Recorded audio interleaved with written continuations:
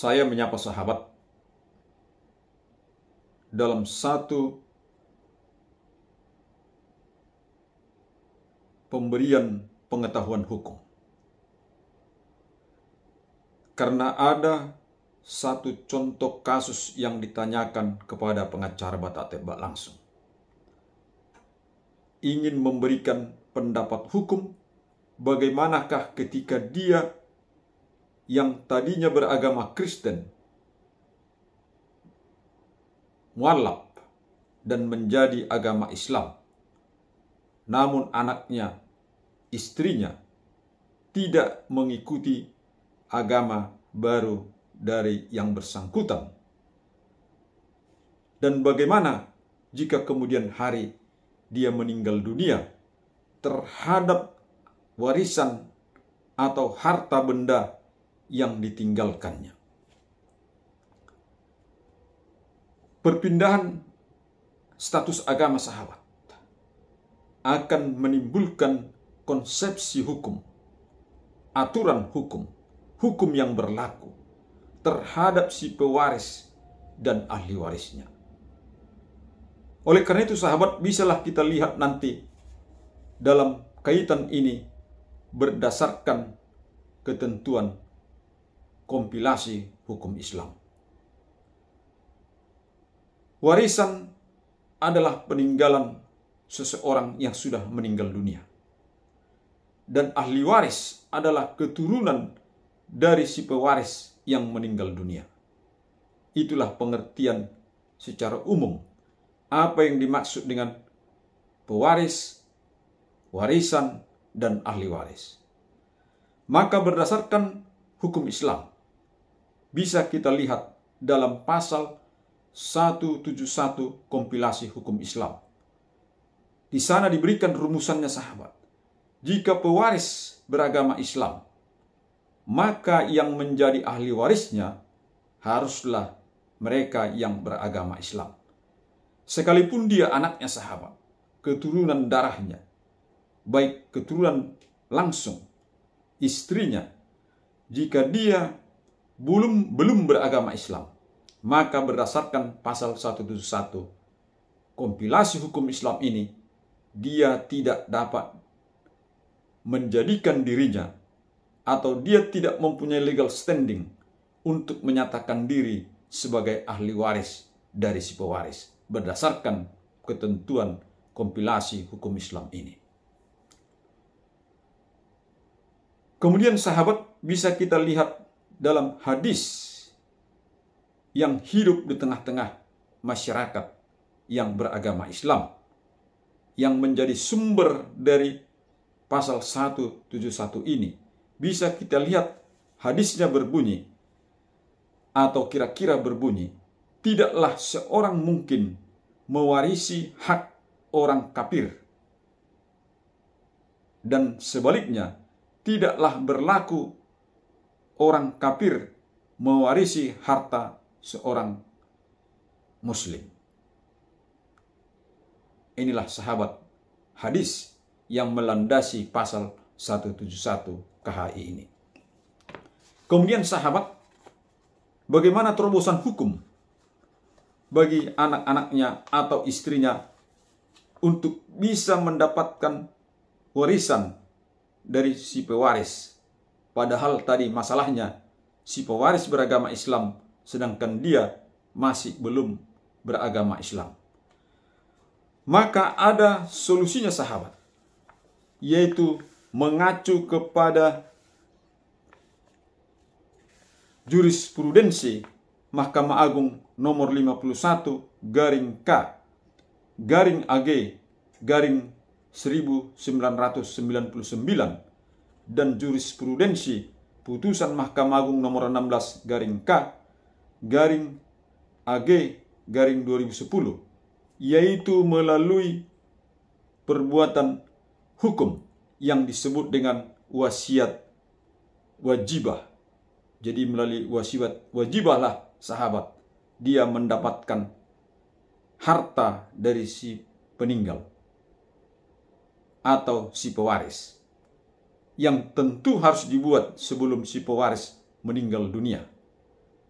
dengan catatan wasiat wajibah ini tidak boleh melebihi sepertiga dari harta warisan si pewaris. Itulah yang harus dipatuhi sahabat.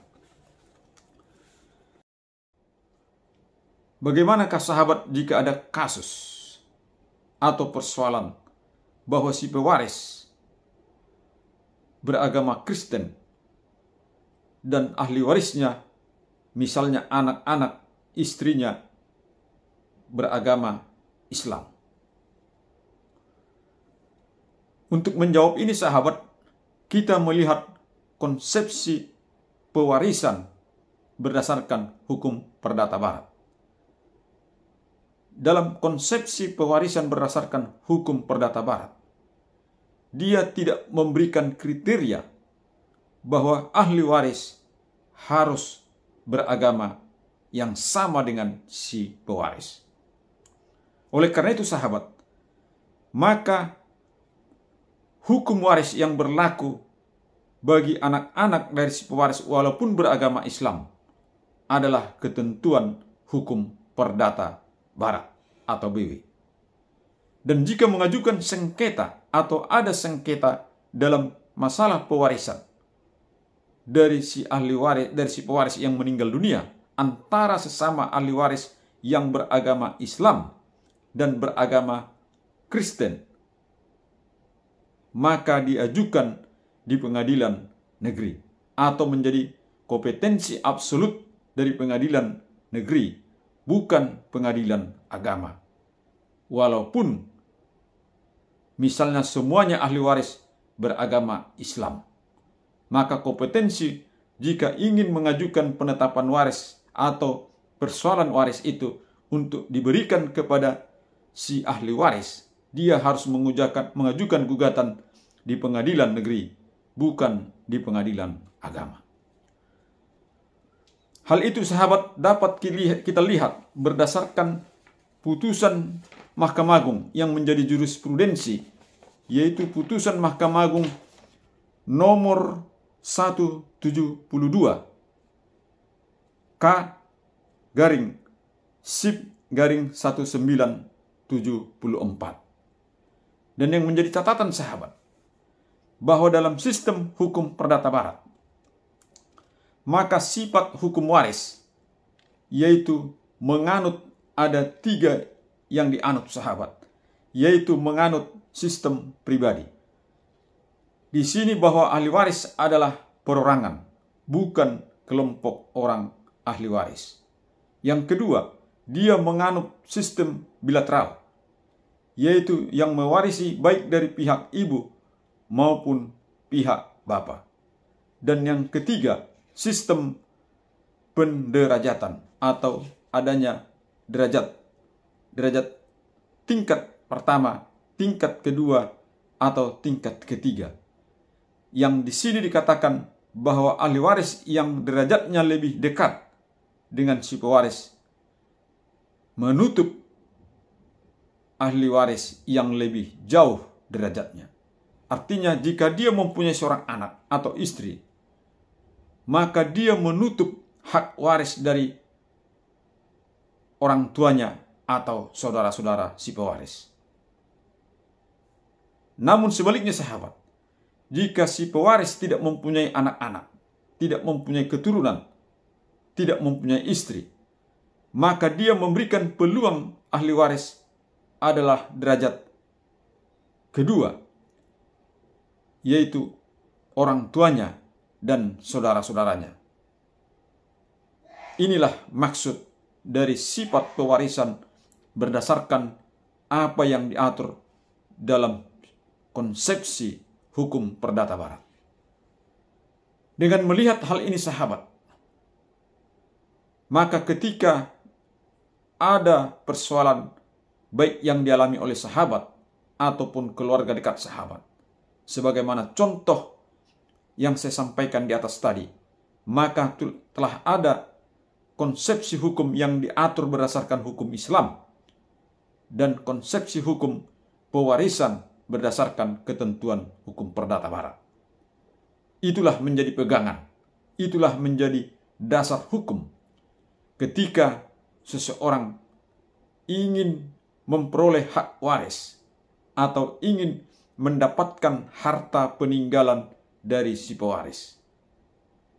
Maka ada konsepsi hukum yang berbeda antara hukum Islam yang diatur dalam kompilasi hukum Islam dan ketentuan hukum perdata yang diatur dalam kitab undang-undang hukum perdata.